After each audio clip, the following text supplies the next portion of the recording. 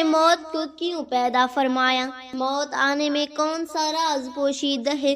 بسم اللہ الرحمن الرحیم۔ محترم ناظرین، نبی کریم صلی اللہ علیہ وسلم نے فرمایا، لوگوں اپنی موت کو یاد کیا کرو، کیونکہ قبر ہر دن اپنے مردوں سے اعلان کرتی ہے کہ میں غربت اور تنہائی کا گھر ہوں، کیڑے مکوڑوں کا گھر ہوں، مٹی کا ڈھیر ہوں۔ موت سے بچنا ممکن ہی نہیں، اور کوئی بھی تدابیر موت سے چھٹکارا پانے کے لیے کارگر نہیں ہو سکتی۔ لہذا موت سے ڈر کر بھاگنے کے بجائے اس کی تیاری کرنی چاہیے، اور وقت آنے پر موت کو گلے سے لگانا چاہیے۔ اس بات میں کوئی شک نہیں کہ موت تو ہر ایک کو آ کر ہی رہتی ہے۔ کسی کو اچانک موت آتی ہے، مثلاً کسی حادثے کے سبب یا قدرتی آفات کے سبب، جن میں زلزلے، سیلاب، آندھی، طوفان اور دوسرے وبائی امراض شامل ہیں۔ تو کسی کو بیماری میں، تو کسی کو گھر کے بستر میں، تو کسی کو مسجد میں۔ موت سے انکار نہیں کیا جا سکتا۔ موت کسی کی ٹلتی نہیں۔ جب اس کا وقت آ جائے تو چاہے بادشاہ ہو یا غلام، امیر ہو چاہے فقیر، سفیر ہو چاہے مشیر، یہ کسی کو نہیں بخشتی۔ چاہے زمین کے اندر چھپ جائیں یا آسمان کی وسعتوں میں محفوظ ہو جائیں، لیکن موت جو ہے، جب اس کا وقت آ جائے تو آ کر ہی رہتی ہے۔ ہر شخص کی زندگی مقرر ہے، اس میں نہ کمی ہو سکتی ہے نہ زیادتی۔ جب وقت پورا ہو جاتا ہے تو ملک الموت، موت کا فرشتہ یعنی اسرائیل علیہ السلام، قبضے روح کے لیے آتے اور اس کی جان نکال لیتے ہیں۔ اس کا نام موت ہے۔ مرنے کے بعد بھی روح کا تعلق بدن انسان کے ساتھ باقی رہتا ہے، اس لیے بدن پر جو گزرے کہ روح اس سے ضرور آگاہ متاثر ہوگی، جس طرح دنیاوی زندگی میں ہوتا ہے، بلکہ اس سے زائد۔ اور روح کے لیے خاص اپنی رحمت و کلفت کے الگ اسباب ہیں، جن میں سرور یا غم پیدا ہوتے ہیں۔ روحوں کے رہنے کے لیے مقامات مقرر ہیں، نیکیوں کے لیے علیحدہ، بدوں کے لیے علیحدہ، مگر کہیں ہوں اپنے جسم سے ان کو تعلق بدستور باقی رہتے ہیں۔ قبر پر آنے جانے والوں کو دیکھتے، پہچانتے اور ان کی بات سنتے ہیں۔ البتہ جب مسلمان مرتا ہے تو اس کی راہ کھول دی جاتی ہے، جہاں چاہے جائے۔ موت ایک قدرتی حقیقت ہے جو ہر جاندار پر آتی ہے۔ حیاتیاتی طور پر یہ اس وقت واقع ہوتی ہے جب جسم کے خلیہ کام کرنا بند کر دیتے ہیں، اعضاء ناکارہ ہو جاتے ہیں اور زندگی برقرار رکھنے کا نظام ختم ہو جاتا ہے۔ بڑھاپا، بیماری یا چوٹ اس کے عام اسباب ہو سکتے ہیں۔ سائنسی لحاظ سے جانداروں کی زندگی کا ایک مخصوص دورانیہ ہوتا ہے اور خلیہ ایک حد تک تقسیم ہو کر آخر کار مرنے لگتے ہیں۔ مذہبی نقطہ نظر سے موت کو ایک آزمائش یا نئی شروعات سمجھا جاتا ہے۔ اسلام میں اسے اللہ کی طرف واپسی قرار دیا گیا ہے، جیسا کہ قرآن میں ہے، کل نفس ذائقۃ الموت، ہر نفس کو موت کا ذائقہ چکھنا ہے۔ موت وہ حالت ہے جب کسی جاندار کے جسم کے تمام حیاتیاتی افعال مستقل طور پر ختم ہو جاتے ہیں اور وہ مزید خود کو برقرار رکھنے یا بیرونی محرکات کا جواب دینے کے قابل نہیں رہتا۔ زندگی کے اختتام کا وہ مرحلہ ہے جو انسان کو فنا کے تصور سے روشناس کراتا ہے اور زندگی کے معنویت پر غور و فکر کا باعث بنتا ہے۔ یہ ایک حقیقت ہے جو ہر جاندار کے حصے میں آتی ہے اور جیسے روکا نہیں جا سکتا۔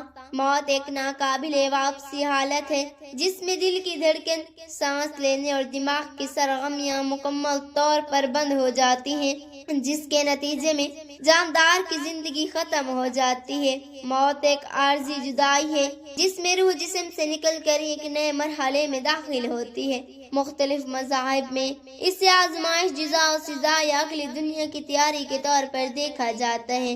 حضرت محمد مصطفیٰ صلی اللہ علیہ وآلہ وسلم نے موت کے بارے میں کئی حدیث مبارکہ ارشاد فرمائی ہیں، جن میں سے چند درج ذیل ہیں۔ سب سے زیادہ عقل مند وہ ہے جو موت کو یاد رکھے اور اس کی تیاری کرے۔ موت ایک اچانک آنے والی حقیقت ہے، اس لیے نیک اعمال کی کثرت کرو۔ مجھے دنیا سے کیا لینا دینا؟ میری اور دنیا کی مثال ایسی ہے جیسے کوئی مسافر کسی درخت کے نیچے کچھ دیر آرام کرے، پھر اسے چھوڑ کر روانہ ہو جائے۔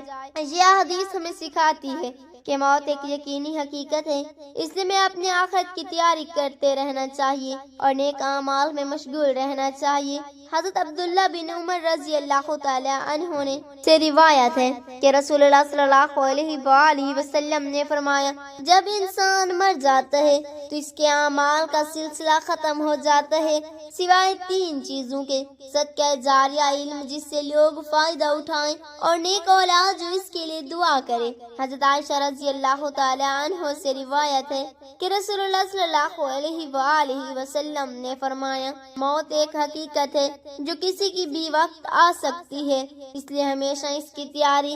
رسول اللہ صلی اللہ علیہ وآلہ وسلم نے فرمایا، تم میں سے ہر شخص موت کے قریب ہے اور ہر دن کی ابتدا اس کے قریب کر دیتی ہے۔ حضرت ابو ہریرہ رضی اللہ تعالی عنہ سے روایت ہے کہ نبی کریم صلی اللہ علیہ وآلہ وسلم نے فرمایا، جب انسان مر جاتا ہے تو اس کے عمل ختم ہو جاتے ہیں سوائے 3 چیزوں کے: صدقہ جاریہ، علم جس سے فائدہ اٹھایا جائے، اور نیک اولاد جو اس کے لیے دعا کرے۔ رسول اللہ صلی اللہ علیہ وآلہ وسلم نے فرمایا، موت انسان کے سامنے ہے کے بعد جنت یا دوزخ کا سفر شروع ہوتا ہے۔ نبی اکرم صلی اللہ علیہ وآلہ وسلم نے فرمایا، موت دنیا کا سب سے بڑا سبق ہے، یہ انسان کو اللہ کے قریب لے جاتی ہے۔ پیارے اسلامی بھائیوں، جس نے زندگی کا لطف اٹھایا اسے موت کا مزہ بھی چکھنا ہے، جو یہاں آیا ہے اسے ایک دن یہاں سے رخصت بھی ہونا ہے، اور جس نے اس دنیا کی رنگینیوں کو دیکھا ہے اسے موت کا منظر بھی دیکھنا ہے۔ بدھ کے بارے میں کہا جاتا ہے کہ موت ایک ایسا دروازہ ہے جس میں سے ہر جاندار نے گزرنا ہے، موت ایک ایسا جام ہے جسے ہر شخص نے پینا ہے۔ واقعہ حقیقت بھی یہی ہے کہ موت ایک ایسا جام ہے جس کا ذائقہ ہر ایک کو چکھنا ہے۔ حضرت براء بن عازب رضی اللہ تعالی عنہ فرماتے ہیں کہ ہم نبی کریم صلی اللہ علیہ وآلہ وسلم کے ہمراہ ایک جنازے میں شریک تھے۔ آپ صلی اللہ علیہ وآلہ وسلم قبر کے کنارے بیٹھے اور اتنا روئے کہ آپ کے چشمان اقدس سے نکلے آنسو سے مٹی تر ہو گئی۔ پھر ارشاد فرمایا، اے بھائیو، اس قبر کے لیے تیاری کرو۔ ہم جب قبرستان جاتے ہیں تو ہمیں سب قبریں اوپر سے بظاہر ایک جیسی معلوم ہوتی ہیں کہ سب ایک ہی طرح کے مٹی کے تودے ہوتے ہیں، لیکن یاد رکھیں یہ اندر سے ایک جیسی نہیں ہوتی، کیونکہ اندر سے کسی کی قبر باغ و بہار اور کسی کی آگ ہی آگ ہوتی ہے۔ کوئی اپنی قبر میں اللہ پاک کی نعمتوں کے مزے لوٹ رہا ہوتا ہے اور کوئی اژدھا کا شکار ہوتا ہے۔ چنانچہ حضرت محمد بن اتماق رحمت اللہ علیہ نے ایک بار قبرستان کو دیکھ کر فرمایا، اے لوگو، ان قبروں کی خاموشی سے دھوکہ مت کھانا کہ یہ چپ چاپ ہے، نانا کہ یہ اندر بسیرا کرنے والے سب ایک جیسے نہیں، ان میں سے بعض بہت تکلیف میں ہیں اور بعض راحت میں ہیں۔ ہر عقل مند کو چاہے کہ قبر میں داخل ہونے سے پہلے اسے بہت یاد کرتا رہے۔ دوزخ کی گرمی اور تپش اس کو پہنچے گی اور اس پر عذاب دینے کے لیے 2 فرشتے مقرر ہوں گے جو اندھے اور بہرے ہوں گے۔ وہ لوہے کے بڑے بڑے گرزوں سے اسے مارتے رہیں گے، نیز، سانپ اور بچھو وغیرہ اسے عذاب پہنچاتے رہیں گے، اور اس کے بڑے اعمال کیے بھیڑیے وغیرہ موذی جانوروں کی شکل بن کر اسے اعزار ثانی پہنچاتے رہیں گے، جبکہ نیکوں کے نیک اعمال مقبول سکون و انس دیں گے۔ بعض گنہگار مسلمانوں پر بھی قبر میں عذاب ہوگا ان کی معصیت اور نافرمانی کے لائق۔ پھر مسلمان کے صدقات و خیرات، دعائے مغفرت اور ایسے علیہ ثواب کے دوسرے طریقوں سے اس عذاب میں تخفیف ہو جاتی ہے۔ یوں ہی اس کے پیران اعظام یا مذہب کے امام یا اولیاء کرام کی شفاعت سے یا محض رحمت خداوندی سے جب وہ چاہے گا نجات پائے گا۔ زندوں کے نیک اعمال سے مردہ مسلمانوں کے ثواب ملتا اور فائدہ پہنچتا ہے۔ قرآن کریم کی تلاوت، درود شریف کی قرات اور کلمہ طیبہ وغیرہ پڑھ کر اسے ایسا ثواب کہتے ہیں۔ حدیث شریف میں اس کا جائز اور مردوں کے حق میں نفع و فائدہ بخش ہونا ثابت ہے۔ مردہ اگر قبر میں دفن نہ کیا گیا تو جہاں پڑا رہ گیا یا پھینک دیا گیا، غرض کہیں تو اسے وہیں سوالات ہوں گے اور وہیں ثواب یا عذاب اسے پہنچے گا۔ یہاں تک کہ اسے شیر وغیرہ کوئی درندہ کھا گیا تو اس کے پیٹ میں سوال ہوں گے اور ثواب جو کچھ ہوا اسے پہنچے گا، جسے مگر سے گل سڑ جائے، خاک ہو جائے، گوشت اور ہڈیاں راکھ ہو جائیں، ان کے ذرے کہیں بھی منتشر ہو جائیں، مگر اس کے اجزاء یا قیامت تک باقی رہیں گے اور عذاب و ثواب انہیں پروارد ہوگا اور ان پر روز قیامت دوبارہ ترکیب جسم فرمائی جائے گی اور روحوں کا اعادہ اسی جسم میں ہوگا، نہ کہ جسم دیگر میں۔ اس کا نام حشر ہے۔ اللہ تعالیٰ سے دعا ہے کہ آپ کی زندگیوں میں خوشیوں کا سامنا کرے، آپ کو ہر مشکل میں آسانی دے اور آپ کی تمام دعائیں قبول کرے۔